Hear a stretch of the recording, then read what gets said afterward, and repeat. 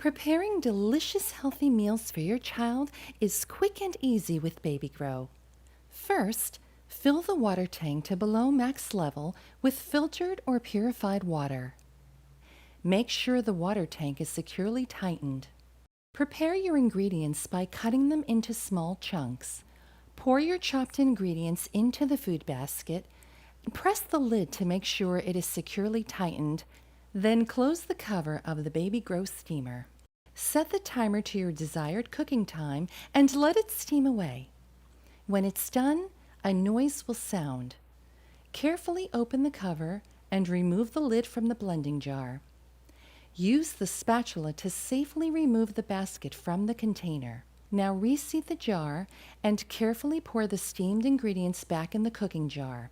Turn the blending knob to pulse and blend the ingredients until they have reached your desired consistency. Once cooled, your healthy, tasty puree is ready to serve. BabyGrow, for a happy, healthy baby.